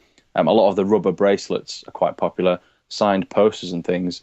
They'll be on the website, and obviously people buy merch because they want to represent the brand of the artist. Right. And it's something that can be seen as being fashionable. Like if you've got a wristband of an artist who's big online, and a lot of kids wear them to school, they wear them out and about. I mean, a lot of kids over here in the UK, I'm not sure if it's a thing in the US, but wristbands, you see kids that have got like maybe 15 wristbands on their arm. Yeah, they do that here. And, they go from the wrist to the elbow, and you think, how is that comfortable? But they're all bands that obviously mean a lot to the guys. And that's kind of moved across to the YouTube as well. Every artist with any kind of like rapport with the YouTube community, because it is a very close-knit community as well. They all have these web stores, and they're always putting out new merchandise, and it's always being shifted. You see the prompt on Facebook, only so many of this shirt left, only 10 wristbands left, and they'll sell out and they'll go. And that's the other power as well, is the fact that you've just touched on, they're doing that without touring, right? Which is something, if you go back 10 years ago, it's unheard of. If a band didn't tour 10 years ago, they wouldn't have any chance of really making it. Well, I think that that's refreshing, because now, by pirating songs off the internet, you really do have to tour as well. You have no choice. Yeah, definitely. But this is so time sensitive. I mean, it's immediate. I mean, and that's what this is in this day and age with social media. Everything is within quickness, a short 1 to 2 minute video that you're going to have, giving a video history montage of the artists that will be touring with you. And then you have a live text to vote element into the shows. Can you tell us a little bit about that? Yeah, what we're doing, a lot of these artists will have certain songs that if you look through their sort of video upload history, there'll be songs that kind of average out at, 2, 3, 4 million views. And I say that as like only, that's an incredible number of views for anyone to hit. But then there might be 1 or 2 that top 15 to 20 million views. In some cases they get up to sort of 60. What we're doing is we're going to open it up to the crowd to keep, get people involved, make it as interactive as possible. The artist's going to do their set, but then when it gets to the encore, they're going to give the guys the chance to vote for which song they want, and it's going to be probably one of two of their more popular songs. So when they're doing the last song in the set, they'll say, if you want us to finish on, song A, text this number. If you want us to finish on song B, text this number. The kids can then text. It's all completely free. We're not charging anyone for that. And we're not saving their numbers as well. So it's all covered by the data protection. We're not going to spam anyone or anything like that.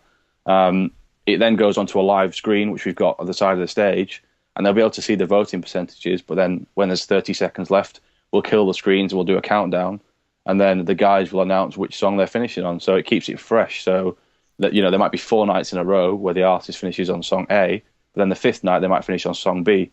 And it mixes it up just that little bit for the fans who are there on the night. Interactive concerts. Yeah, definitely. Very cool. I think it's definitely, you're going to see it more and more, but... Speaking of, you said we're not charging for these texts. Yes. And it made me think of something else that you're doing, which is really cool, that I'd like you to tell everybody about. And that is what you're doing back in the UK in December. Oh, the £10 tour. Yep. Yeah, that's another concept that we kind of came up with pretty early on, and we're going to run it out in the US next year, and it'll be the $15 tour. And basically, what we're doing is that because the dollar's not worth as much as it used to be. I think at the minute it's $1.50 to a pound. I think that's the exchange Give rate. it some time, that'll change. Oh yeah, definitely, it's changing all the time. You might have to call this the $20 tour. By the time we get back here, the dollar's going to be worthless. Anyway, tell us about because this really is cool, and I'm going to not interrupt you and make jokes about the United States economy. No, it's fine. Basically, what we're looking to do is we figured out, December more than any other month is that month where people feel more inclined to sort of give back. It's just kind of a thing that every human does. So we've come up with this touring concept, which is the £10 tour. We're going to run it out in the UK in December, and we've said, no matter how big the venues are, no matter how big the artists are, or anything like that, tickets are always going to be £10. So, we could be playing a venue that's 500 capacity, we could be playing a venue that's 4,000 capacity, but tickets are always going to be £10. And we could have 6 small artists, we could have 6 huge artists within the community. Tickets are always going to stay the same, but we're going to urge people, because of the cheap ticket prices, to give back, and we're going to ask for them to bring like tinned goods, boxes of cookies, all the kind of foods that can be no fresh items or anything like that, and it's things that can be given back to the community. And then at the end of each night, we're going to call a homeless shelter within the area for them to come and collect the huge amount of food that we're hoping we can collate with, again, the ticket prices. We're going to urge people to get involved by saying, if they bring 2 cans of food, we'll give them a DIGIHUBB wristband. If they bring like 15 cans of food, we'll give them a DIGIHUBB shirt, so that it makes people are getting something back as well, but we're making a difference within that local community. But the biggest thing that I think we're all really excited about is when we announce these tour dates and the artists in August, we're also working with a toy company within who run out across the US and UK. Again, I can't say the name as of yet, but they've agreed to run on like an online donation system with us. When we announce it, people can donate money, and it's literally just a Just Giving page. And this toy company have said, whatever we raise from the 17th of August until the 30th of November, they'll double with the amount of toys. So if we raise, say, £5,000 or £10,000, we'll go to the store, we'll give them the £10,000, they'll give us £20,000 worth of toys. Oh, very cool. Wow, that's great. We can then run out in all the hospitals in the areas that we go to, and then, the areas of those less fortunate.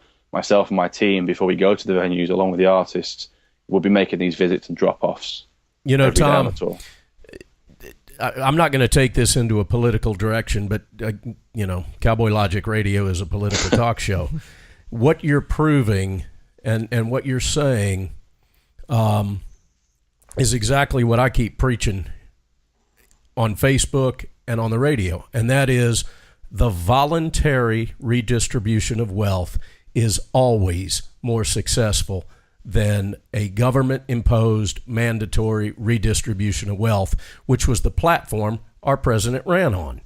And people will be generous voluntarily. Let them be. And you're proving that. Well, I mean, it's not just December that we're running it out either. We've said all along, alongside DigiHUBB, where we're in the process of setting up what we're calling the Hub Foundation. And it's going to be a charitable body that we run throughout the year.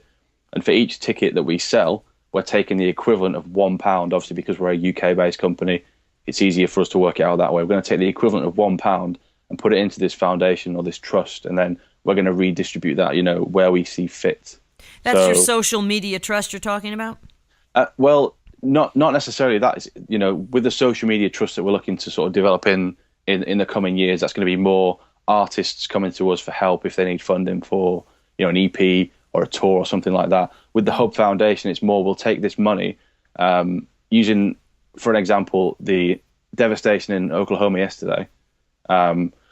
If there's something like that where we can help, we can donate a chunk of money that we've raised through selling tickets and, quite honestly, having a great time on the road. If we can have a great time, but then bring something back into it and then, put that back out again and help people out who are in a pretty, awful situation, then, we're going to do that. It's awesome. That's great. One thing we were talking about earlier is the fact that these artists, because it is such an immediate way to promote themselves, the artists themselves have to engage quite a bit in all avenues of social media today, like Facebook, Twitter, and the like, correct? Yes. So do you tell them to do that, or are these young kids pretty much doing that anyhow?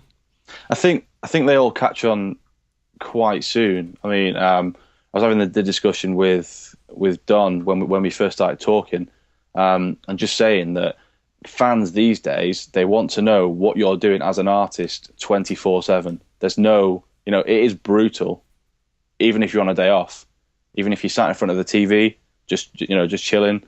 People want to see a picture on Instagram, or they want you to tweet, just watching TV, or there's a Facebook status. They want to know everything you're doing every minute of the day. That's why there's so many photographs of your meal. Oh yeah.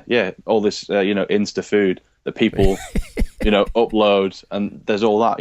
It is people love it. I mean, using this as an example, you get the superpowers of people like Justin Bieber. He can tweet something, and it can be anything, and he can get 200,000 retweets, and it can literally be nonsense, but people want to know what he's doing and that he's sat and he's on his phone and he's on Twitter. That's the way that it's moved, because social media... I want to know. I do too. Social media has opened it up. It's literally torn the music industry apart, and it's torn every industry apart. It's the same for actors and actresses and any kind of person with any kind of celebrity. People want to know what you're doing, and if you don't tweet or you don't make a Facebook update or Instagram or whatever for a couple of weeks, people get like antsy. Mm-hmm. And they go, why haven't you posted it? So, there's a lot of pros, there's a lot of cons. You've just got to keep on top of it. And a lot of these artists who do well have got this great structure and they follow it. People who are in groups, they'll have days where, one person will take charge of the Twitter and then they'll hand it over so they can get some time off. If you're a solo artist, you're going alone and you've just got to be on the ball 24/7. You mean to tell me that I'm not really talking to Justin Bieber when I tweet him? I mean, with Justin Bieber being one of those, mega stars, I'm guessing he's probably got a tweet staff. He probably does. Speaking of staffs, tell us about your team. All those folks I mentioned earlier: Garrett, Kieran, Matt, Logan, Joe, Dana, Lexi, Jacob, Sammy, and Harpreet. I actually forgot Molly as well, and if she's listening in, I'm gonna get told off. Good golly. Who is this that we left out? Molly. Molly, she's one of the US-based team. Molly. Okay, Molly. Yes. But yeah, I mean, it's probably been a little bit weird how my team's been constructed, because for the scale of things that we're doing in industry, I've had people tell me that normally within the mainstream industry, you're looking at a team of maybe 40 people. We have like 10 people doing, and this is doing everything. This is running the social media, pulling the tours together, all the graphic design, the web design, everything is done by a team of 10 people. And we're split across the UK and the US, with around 80% US based. It's like New Jersey, Ohio, California, and Florida. And then in the UK, I'm in the north, and Harpreet, who's our sound engineer, is based in the Midlands. And we basically worked round the clock. The team was constructed. I've got my own Tumblr blog, which I use for sort of everyday things, music industry, talking, posting pictures. I've done the odd food post. I'm not going to hide from that. There's been a few snaps of what I'm having for dinner added to the Tumblr. Hey, what did you have for dinner tonight? I can't actually remember because it was that long ago. That's true. What time? And I see nothing. What time is it? You're outside London right now, huh? It's currently 20 to 4 in the morning, yes. We got you up early. Almost. See, it really does sound like you're next door. Skype is just amazing. Talk about modern technology. Oh, yeah. I mean, Skype, myself and Garrett, my production manager in particular, we must put in maybe 5 hours Skype time a day because he's based in New Jersey.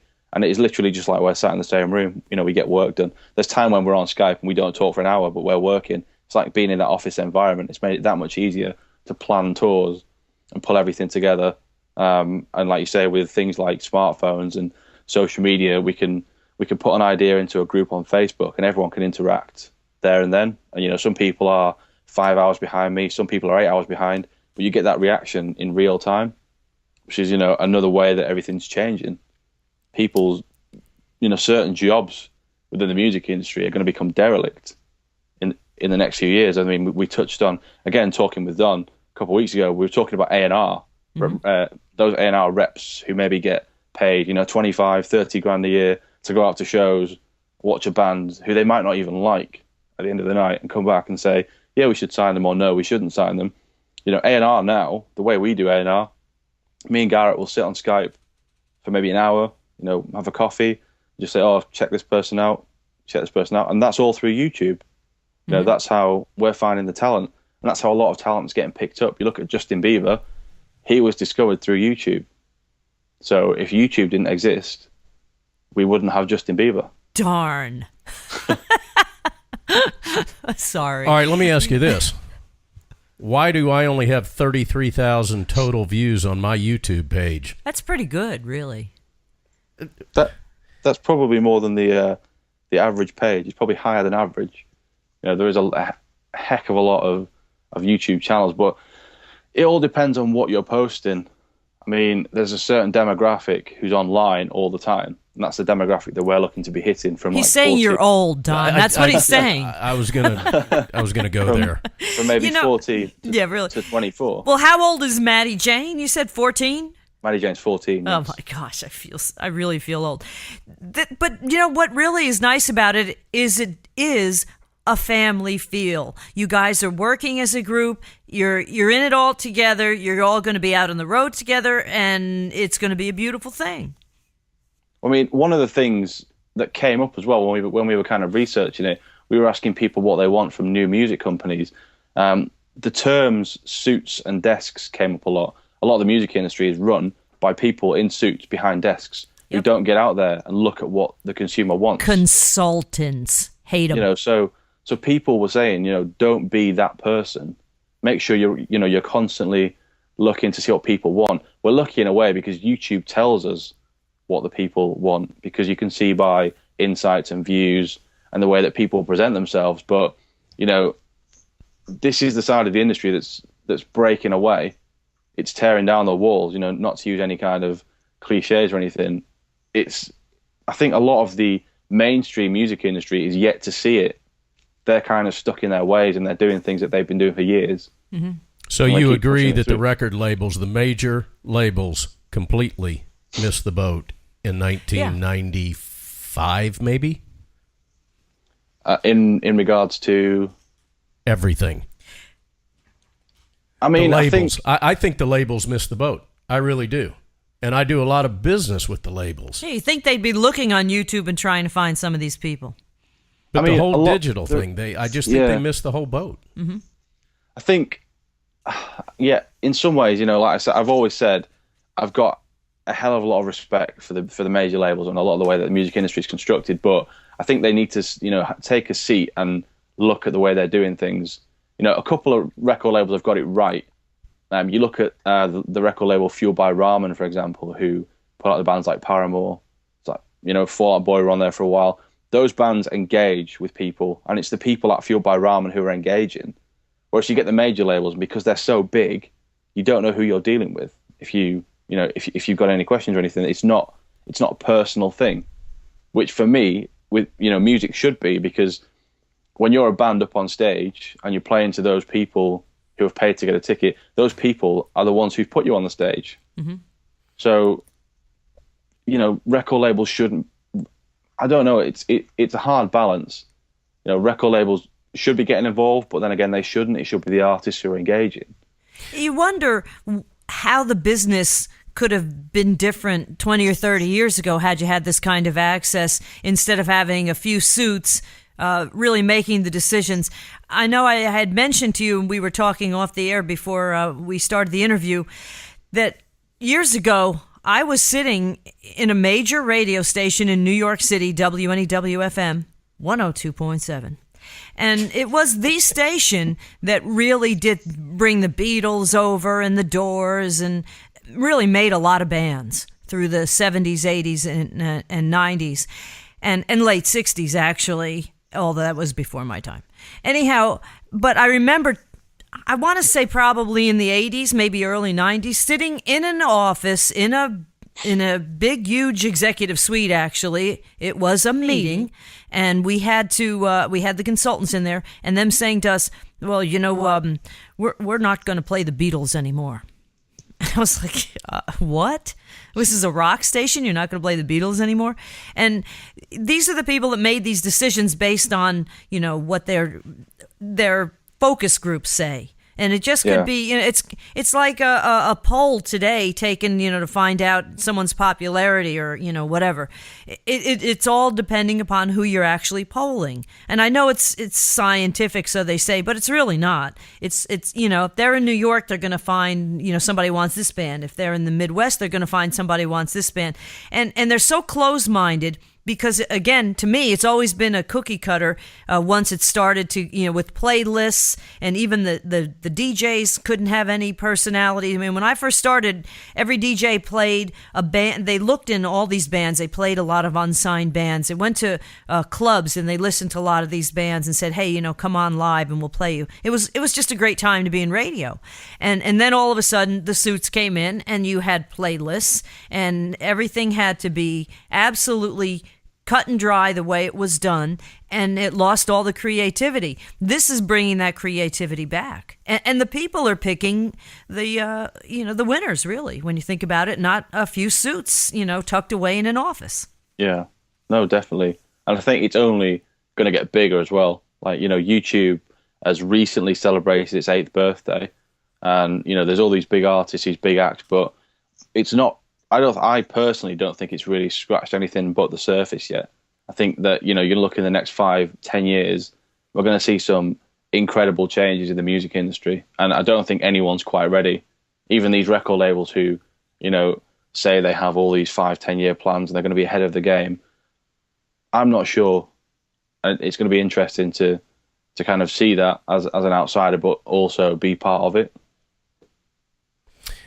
Let me ask you this. You've got your own label.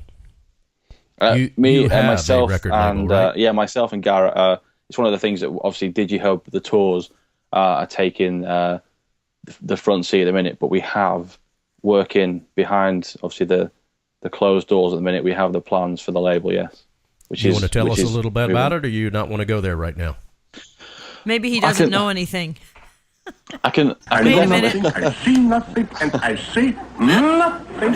I knew that was coming. Go ahead, Tom. I'm sorry. I mean, I can definitely touch on it. As I say, we're still in the sort of working process. You know, we're still throwing ideas to and from, but it's more, rather than being one of those labels that's set up and, you know, they sign the 4, 5, 6 year contracts and say, you've got to release this many albums, you've got to do this, you've got to do this. We're going to put it out. So instead of signing the yearly contracts, we're going to, sign a contract for 1 EP or 1 tour, or, you know, a month, 2 months of worth of work.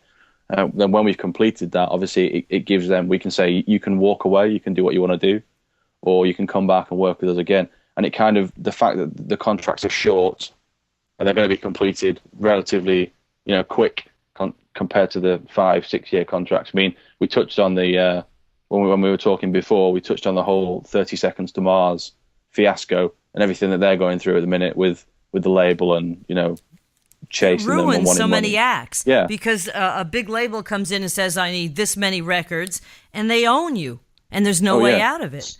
I mean, that's what we don't want to do. We want to work with artists to develop them with what they want to do, there and then. We will look into the future for those guys. And then, there is going to be certain people that we're not going to be in the position to work with, being a social media label. It's going to be based off insights and views. We're not going to hide that fact. If someone's got 10 subscribers and 50 views and they say, we want to record an EP, it's going to cost $10,000, can you help me out?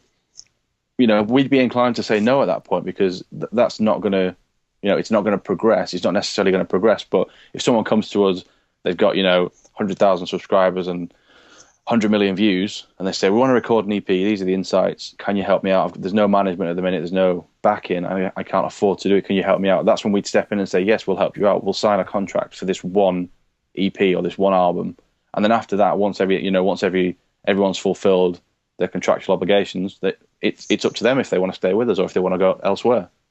Which that's that's the way it ought to be. Yeah, that's really amazing, because what you're doing is you're not constricting the creativity.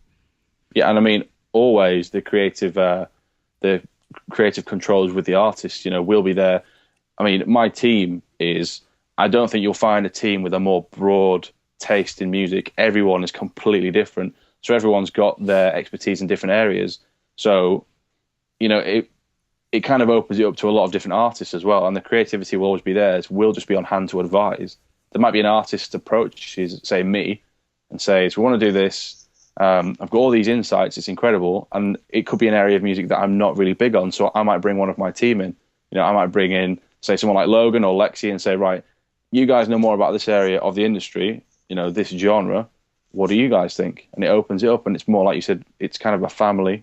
Again, using the cliches, which I'm not a fan of, but it does open it up so that we can work with more people, and it's not going to be signing them 6 years. We can't do anything with you at the minute, but if you sit on that shelf next to those other 10 bands that we signed last year, we might come back and get you in a couple months. Is it true that Garrett is a huge Justin Bieber fan? I know he's listening in. I'm not sure. Possibly, he might be. He might enjoy a bit of Bieber. I somehow recall that from previous conversations. You know what I really, not that I'm changing the subject here. You're dropping me in that there. You really, but what's really refreshing too is that you're open-minded to it. I mean, I always loved rock and roll radio, but I listen to everything. And you really have to. I listen to disco, hate to admit it, but I did.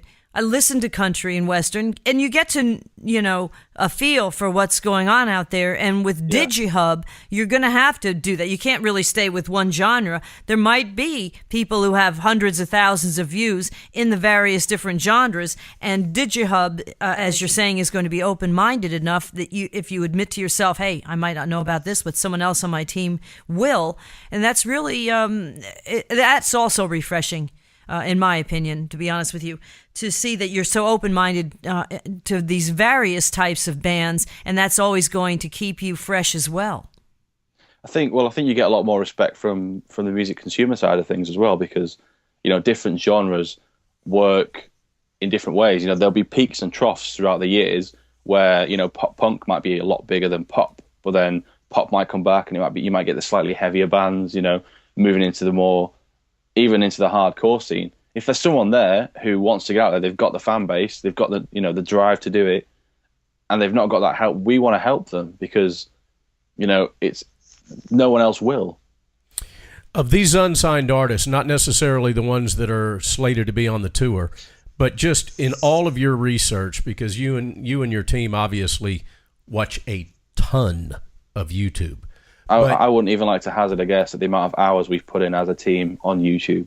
I think it'd be an incredible one. What is the genre that is just bending the records outside of the Korean guy? Outside of Beckham? Gangnam guy or whatever his name is. I think it's always going to be pop. Really? Just looking at the sort of covers, the way that the artists can get themselves known, and you can really get that leg up into the YouTube community is a lot of people will cover a song just as it's come out. We'll use Justin Bieber as an example because Garrett's listening. Yes. And I know that he's listening because he's probably listening to Justin Bieber too. My phone went nuts when we made that comment about 4 minutes ago, so I know Garrett's listening in. Well, hey, he's got a Justin Bieber ringback tone. No, that's another area that I wouldn't have thought at all about to do covers. I'm always thinking you have to do original stuff, but to do cover songs, there is that familiarity, and it's going to get people moving when they go to a concert. And it still, it gives people an idea of the way that you are as an artist, because you could get these like Justin Bieber songs, they'll have, so many layers in the final song. There'll be so many layers and so many tracks of music. But someone can strip that back and just have an acoustic guitar and put their twist on it. If this song's being released, Justin Bieber releases the official video for this song, people are going to be searching for that. But if you upload a cover and you tag it correctly with the YouTube tags, with the hashtags, which is when you've uploaded it, it says if you put some tags in, it's easy to find. You might search Justin Bieber new video with the name of that song. The first 4 or 5 will be that video, but then underneath it will suggest covers and the next most sort of relevant results. And that's when people will scroll down and say, oh, I'll take a chance on this dude who's just sat on his bed with an acoustic guitar. Or there might be, a couple of girls singing along to a backing track. And if it's good, people will share it. And then that's when the views start to collate and people subscribe. And then when you've got that little platform of, say, maybe 500 to 1,000 subscribers off one video that's maybe hit 500,000 views, you look to put another video out that they'll like. And it's the same process, but you've already got that foundation to build on, and it just keeps building and building and building. So educate me, give me some advice. I'm coming to this for you for free. I need free advice. I have on my YouTube page a remix of a Stone Sour tune that I did, a remix of 2 Insane Clown Posse tunes that I did, in which I took the a cappella vocal tracks, not having listened to at least the 2 ICP songs, and I completely rewrote the songs. One was actually starting off going into your ID, which was In Your Face by Insane Clown Posse. Yeah. So I've got these 3 remixes that I did, in which I totally recreated the music, not having heard it before, flew in the a cappella track on top of it, and I might have 6,000 views. What can I do to bolster those views, being a 52-year-old guy that wears a cowboy hat and has a conservative radio station? Yeah, but we're talking for someone as far as DIGIHUBB is concerned. How do they market themselves? No, I want to find out, in Tom's opinion, what I can do to boost these. I think the most simple thing to do would be to go into your video settings and tag every relevant word you can think of, which is to do with that cover. So you'll have the original name, you'll have the band name, the album that the original song was on, maybe band members' names, past albums, past songs, and then any areas that, even throw in a couple of, like wild card tags. Everyone does that. Look at the videos that people search for most often on YouTube. It's normally cat videos for some reason. Everyone loves cats doing So I should put as a tag funny cat video. Tricks.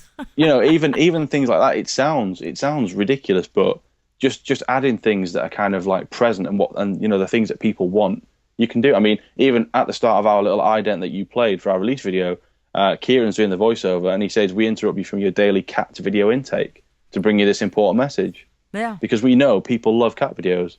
It's just the way that the world is at the minute, I suppose. Cats in compromising positions and things, people love it. So, it's true though. I've noticed that there's all these videos with cats. It's hilarious. Actually, I'm thinking about tagging it with Maddie Jane and Annie Rose. That's another thing though. If there's other people on YouTube that to do similar things, you've just got to tag it with the relevance. If there was another channel that did similar things that you've seen, or the fact that it's a remix. Look for more remix channels and tag those to say, you've watched these guys, maybe check me out because I'm doing something similar. And then that's when 4 or 5 people might subscribe, they'll share it, and it starts that snowball again. But initially, it starts with, it can, for some of these artists, start with a cover song, as Don said, because then he's got so many more things he can tag. And that would open up these artists to people watching them, and then they can put in their original music. Yeah, I mean, using for an example, one of the artists that I know myself and my team absolutely adore, an incredible talent. She's called Christina Grimmie. She was based out of, I believe, New Jersey. She's recently moved to LA. Yeah, she's broken 2 million subscribers, and I believe she's 19. It was her third video that blew up when she uploaded the song. She was this shy 15-year-old girl sat in her bedroom playing piano. She did, I think her third video cover was Party in the USA by Miley Cyrus. She recorded that, tagged it with all the relevant tags, and it just blew up. And that's when the snowball started rolling. She got these subscribers, she got the views, people were sharing. She uploaded another song, which I think happened to be a Justin Bieber cover or a Selena Gomez cover. That happened, and they're posting things that are doing well in like the Billboard charts, or things that have happened, and they've got this mass exposure. That's how a lot of them start out. And then once you've got that foundation of people who are watching in and looking in on your covers, you can then maybe introduce an original song. Yeah, now that you've got the subscribers. Yeah. How important is the title of the video? The title, as long as it says what it is, it's more the tags that work out, if I'm completely honest. And it's the same with... Is it important the order of the tags? YouTube kind of just does its thing, to be honest. When you type it in, if there's a video that it sees to be relevant and is tagged correctly, YouTube will put it up. It might not be on the first page, but it works its way in. Sure. If someone searches for something that it thinks, and it'll also look at the videos that you've watched. If you have a YouTube account and you're constantly logged into it, if you're watching similar kind of videos, YouTube will go, Don's been watching videos of this kind of music. Maybe Don will like this song, and it'll say recommended for you. So it uses that as well. It tracks the way that you move through YouTube and the genre of the videos you watch. Which I think lately, what they're amazing. Suggesting is that I watch more IRS, Benghazi, and President Obama scandal videos. But then you have to plead the fifth. That's right. Because you know what happens if that happens. They start to question you. You can't. You know nothing. All right. So as we're getting kind of to the close of the night here, let's go back, talk about the tour. This is your opportunity to just kind of pitch the tour, what all you're doing, where all you're going. And let everybody know the kind of venues you're going to be in. I mean, this thing's taking place over like 85 days. Yeah, it's pretty. This is no small time stuff. Yeah, that's hit myself and my team over the past week. There's just been those oh my god moments where we've kind of realised how big it is. But yeah, we're kicking off on start of June, so a couple of weeks. Kicking it off on the West Coast. We're going to be rolling sort of down and back up and down, finishing on the East Coast and then back across to California. We're hitting 30 states, as you heard at the start of the this part of the show. Kieran read all those out. There's a couple of states that we're doubling and tripling up in because we know that there's great music consumption in those areas. The venues we're playing anywhere from sort of 600 cap to 2,300 cap. The artists we've got, if anyone is interested, you check back tomorrow. We're going to make a ton of announcements. I think there's going to be 4 or 5 announcements tomorrow. And where should they go? Where do they follow you? Give us all the places. Oh, we've got www.facebook.com/DigiHubb. There's twitter.com/DigiHubb. And any of the bloggers out there who want to get involved, we've got digihub.tumblr.com. And in the coming days, digihub.com will be live. We've just had a couple of delays on that because every time we think we finished, we want to throw something else in, driving our web guy crazy. But we're getting there. And the tickets will be on sale real soon. That's DIGIHUBB, digihub.com. What kind of price point are the tickets going to be? Tickets are going to be around $35, with obviously a portion of the sales going to the Hub Foundation. But we're putting on, we can promise, one hell of a show. We've got all the interactive elements. There's even really a couple of reasonable. Interactive elements that we've not released yet. And I think guys are going to be quite impressed with getting guys involved, giving them social content that they can upload from the venue to their own pages. But people want to keep checking back. That's going to be released in the next couple of days too. So at this point, definitely go to the Facebook page.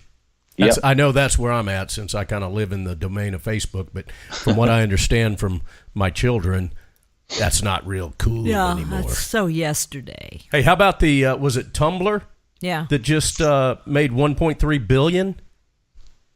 Was that the guy? Yeah, the kid. He's yes, 14 or 15 or well, I think he's like 17 or 18. And he sold now. it to Yahoo. Yeah, he sold it to Yahoo, and he dropped out of high school, not even college. Dropped out of high school and started this in his parents' house. Mommy and Daddy, I guess, are pretty happy with that one. Don't have to pay for college. Don't have to pay for anything. Tom Faz, thanks for joining us, man. We greatly appreciate you staying up so late over in the UK. What time is it there now? 5? It might be it's 5. It's now 4:05, and the sun is coming up. Oh, man. Yeah. Well, I hope you get some sleep, my friend. And when you come to Atlanta, we're definitely coming to see you. And check it out, everybody. It's DIGIHUBB, DIGIHUBB.com. But they're on Twitter, Facebook, everything that Tom just mentioned, all the, Tumblr. I mean, all of the social networking sites, because that's what you're going to see. The bands of the future getting their start, and DIGIHUBB is taking them out on the road. And you're on the cutting edge, man. Congratulations to you. Thanks, guys. It's been great talking to you again. All right. We'll see you soon, man. Have a great night. Thanks. Bye, guys. So. Did you turn off? Oh, there. Pretty impressive, isn't it? It's an idea I wish I had thought of, but I'm an old fart, so yeah, we still use Facebook. Yeah, I mean, these kids are 14. All right. I was riding my horse at 14 and showing my horse. I was playing baseball. Practicing my flute. Every week we try to feature an artist, and I have been receiving emails from management all over the globe that are interested in promoting their artists, either just by us playing a track that they've just recorded, or actually having them come on and speak on the air with us. We've got a young lady that her management approached me. She's from Australia, and her name is Marie Wilson. We have not yet been able to coordinate, greatly due to the time differences between here and over in Australia.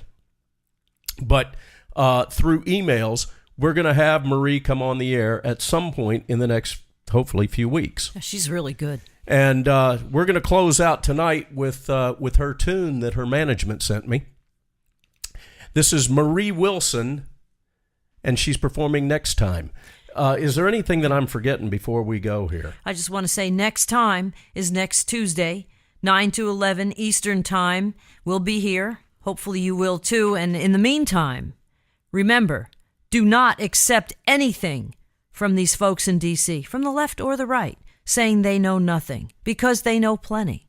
And they're going to be testifying. Call your congressman, demand action, because this affects the left and the right, gang. You get a Republican in the White House, there's nothing that's going to stop them now from coming after the Democrats. This is unconscionable. It's unconstitutional. And this is really scary stuff. Scary times. So you got to act. You just have to demand accountability. Be proactive. Demand accountability. And we as citizens can either do that, or we can sit on our asses and let these guys, yes, I said it. You get the country you deserve, unfortunately. That's right. You got to be proactive. All right. It's a republic as long as you can hold on to it. Call your congressman, demand special investigations into these things, because have them dig. Is not. Jay Carney's talking about, we released 100 emails. 100 emails we released that out of like explain 2,500 pages. There's like 25,000 pages that need to be released. Oh, okay. But that's what they're not releasing. Well, most people think 100 pages sounds like a lot.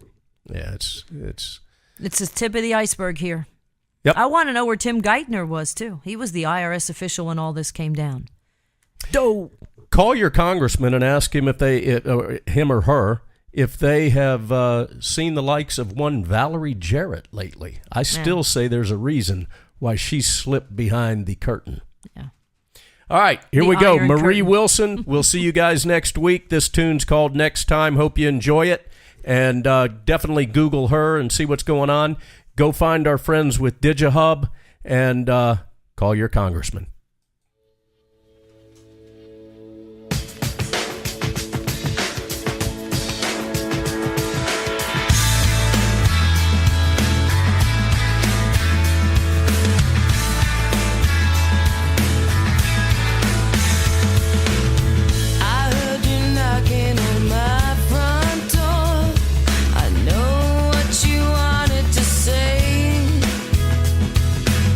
I found a letter